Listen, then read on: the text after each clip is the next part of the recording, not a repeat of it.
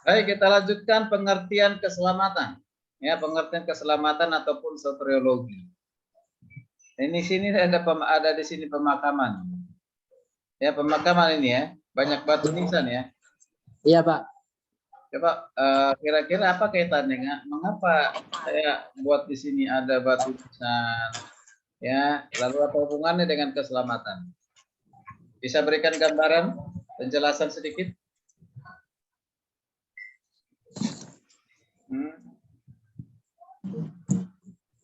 Gimana pertanyaan tadi, Pak? Ini kan saya tampilkan ada di sini pemakaman. Iya, Pak.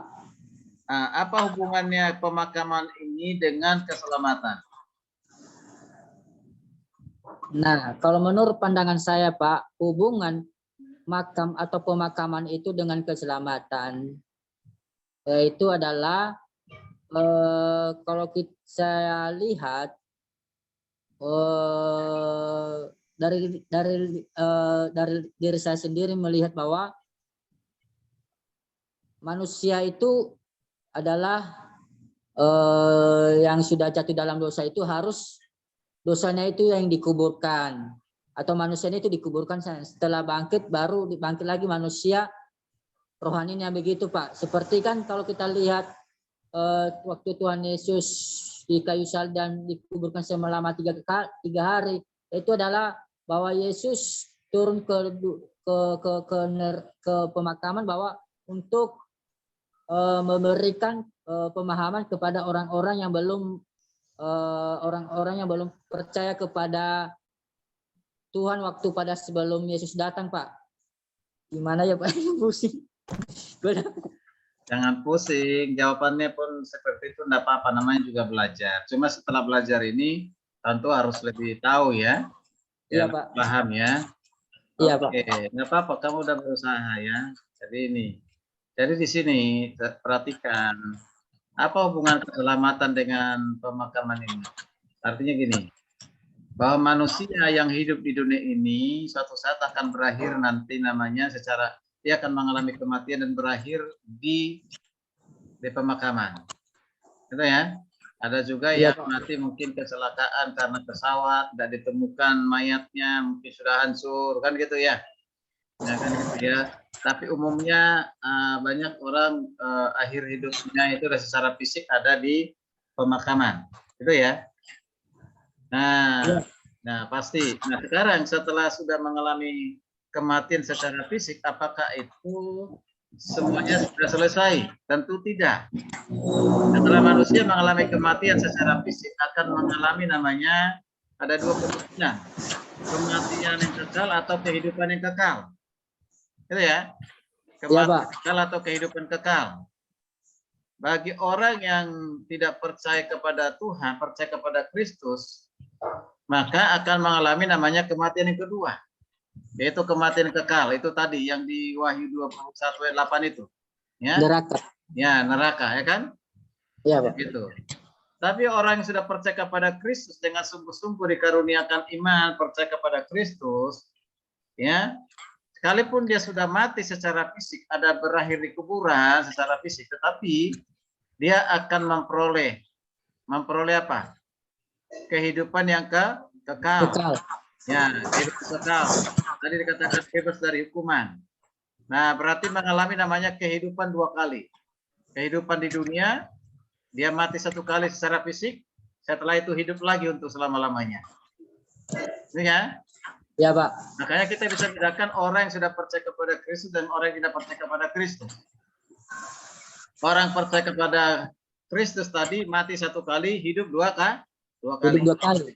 Ya, hidup di dunia ini, lalu nanti hidup mati terus baru lagi kehidupan yang kekal.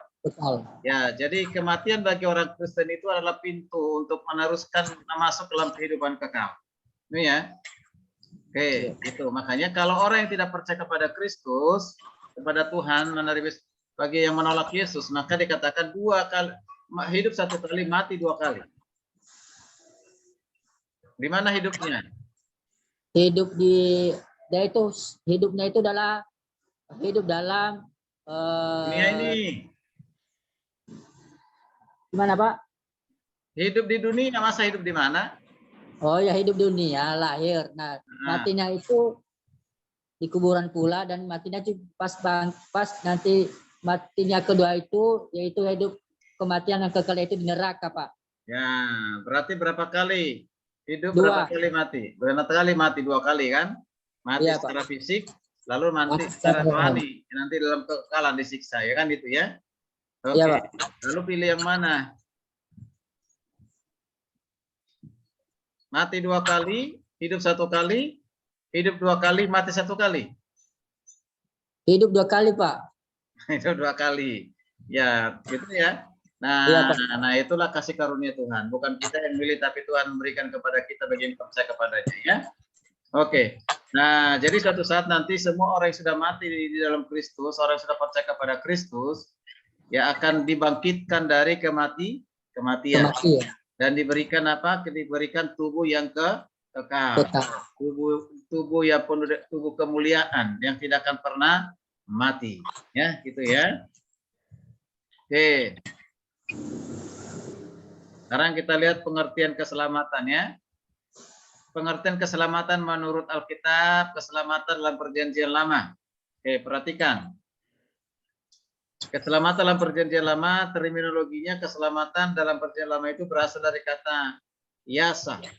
Yasa atau yasa. Dan juga disebut sebagai Yesua atau Yesua.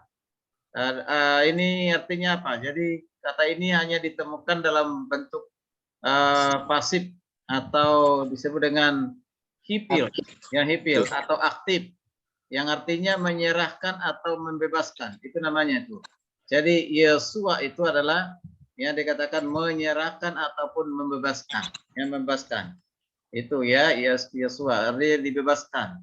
Kemudian gambaran yang paling menonjol dijelaskan tentang keselamatan itu perjanjian lama adalah peristiwa keluarnya keluarnya orang Israel dari Mesir. Jadi keluaran dari Mesir, di mana bangsa Israel pada saat mereka dijajah, diperbudak di Mesir, lalu dikeluarkan, dibebaskan dari sana oleh Tuhan, itu juga keselamatan. Ya, ya dalam proses perjalanan umat dari Mesir menuju ke Israel. Nah, kemudian Musa memberi instruksi ataupun perintah kepada umat Israel agar selalu menaati pesan Tuhan. Nah, itu juga supaya mereka diselamatkan. Oke, mereka diselamatkan. Baik, kita perhatikan. Ada beberapa istilah dari bahasa Ibrani yang menyebutkan tentang keselamatan. Ya, Alkitab itu ditulis dalam bahasa Ibrani dan juga dalam bahasa Yunani. Jadi harus melakukan pendekatan ya dengan pendekatan bahasa aslinya ya. Ya, coba bantu baca dulu itu.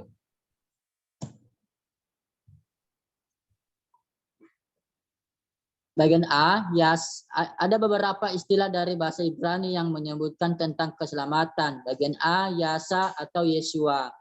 Dalam Mazmur pasal 51 ayat 16, kata yang dipakai di sini adalah keselamatanku. Dari kata Yasa yang artinya keselamatanku, maksud teks ini Daud memohon perbaikan keselamatan demi menyelamatkan diri. Jadi keselamatan dihubungkan dengan kasih Tuhan. Iya, ya. Jadi Yasa atau Yosua itu artinya keselamatanku. Ya, keselamatanku yang diperoleh dari Tuhan. Makanya Daud memohon. Daud sadar bahwa dia tidak dapat menyelamatkan diri sendiri sehingga dia memohon kepada Tuhan. Ya, menyelamatkan dirinya dan juga dihubungkan bahwa keselamatan itu sebenarnya kasih Tuhan, karena kasih Tuhan, bukan karena kita ya, karena kita. Oke, silakan baca lagi. B. Yesua atau Yasa. Kata ini dapat kita jumpai dalam Keluaran 14 ayat 13 dengan memakai kata Yasa. Ayat ini hendak menekankan supaya umat Allah tetap bertahan sampai Tuhan membawa keselamatan kepadanya. Ya, gitu. Jadi keselamatan itu datangnya dari Tuhan. Ya, Tuhanlah yang memberikan keselamatan bagi mereka yang percaya kepadanya. Ya, seperti itu. Oke. Terus C. Yesa atau Yesa. Kata ini dipergunakan kepada Tuhan di mana Tuhan disebut sebagai keselamatanku. Yisi, Tuhan digambarkan sebagai tanduk dan batu karang, serta panji-panji keselamatan. Mazmur 18:3-65 ayat 5. Iya, oke. Nah ini ya.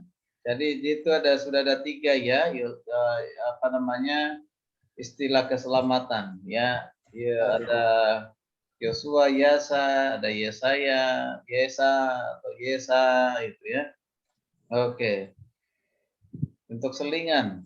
Itu gambar itu kira-kira apa itu? Gambar apa ya? Gambar pantai, Pak. Pantai. Pantai di mana? Pantai di mana? Ya kalau pantainya di mana aku belum tahu, Pak. Aku belum ke sana. Percuma kamu orang Nias, itu pantai di Nias. Oh, pantai di Nias. Ya. Ya. Terus saya ambil fotonya itu, gambar Nias itu, ya. Oh, Oke. Baik, ini juga pantai di mana nih? Pantai di Nias juga, ya. iya, Pak. Ya. Saya jarang-jarang ke pantai soalnya, Pak. Sudah lama ya. Iya. Oke, baik. Kita lanjutkan, itu tadi keselamatan dalam perjanjian lama. Sekarang kita lihat keselamatan dalam perjanjian baru. Bantu baca. Dalam perjanjian baru, kata kerja Yunani yang digunakan untuk keselamatan adalah sozo, yang artinya adalah menjadi sehat, menyelamatkan, dan mengawetkan. Dengan demikian, kata sojo jika dihubungkan dengan manusia berarti menyelamatkan dari kematian atau mempertahankan hidup. Kata-kata yang sepadan dengan itu, soter dan soteria. Jadi keselamatan dapat berarti perawatan, kesembuhan, pertolongan, penyelamatan, penembusan, dan kesejahteraan. Ya, jadi perhatikan di sini ada kata soteriologi itu dari kata sojo. Sojo itu artinya menjadi sehat, menyelamatkan, dan mengawetkan. Ada padanan kata dari itu namanya soteria. Soteria itu kalau dikatakan itu dari kata soter, soter. Ya, soter dan soteria. Soter itu adalah keselamatan, soter itu keselamatan. Jadi berarti soteriologi itu adalah ya disebut dengan perawatan, kesembuhan, pertolongan, penyelamatan, penebusan, dan kesehatan. Itu ya, itu istilah di dalam perjanjian baru.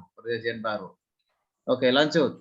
Sojo atau soteria dapat dihubungkan dengan pemeliharaan dari bahaya, penyakit, atau kematian. Iya. Terus? Tetapi oleh kekristenan diartikan sebagai penyelamatan dari kematian kekal dan pemberian hidup yang kekal. Oke, tadi kalau sojo atau soteria dapat dihubungkan dengan pemeliharaan dari bahaya penyakit maupun kematian. Tetapi oleh kekristenan ini diartikan penyelamatan dari kematian yang kekal, ya, dari kematian yang kekal, ya, dari kematian kekal kepada kehidupan kekal, ya, begitu, dari kematian kekal sehingga kita ada dalam hidup kekal, memberi hidup kekal, ya, ya, oke. Efesus 2:8 sampai Efesus 2:8, minta tolong baca. Sebab karena kasih karunia kamu diselamatkan oleh iman itu bukan hasil usahamu tetapi pemberian Allah. Iya, oke, udah jelas di sini ya. Jadi Iya, Pak. itu saya sudah jelaskan tadi itu. Jadi keselamatan itu pertama adalah karena Anugerah. ya, karena anugerah, itu penting sekali. Keselamatan itu karena adalah anugerah.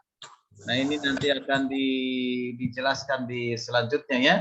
Tadi kita cukup dulu sampai di sini. Kita akan lanjutkan nanti lagi Selasa depan.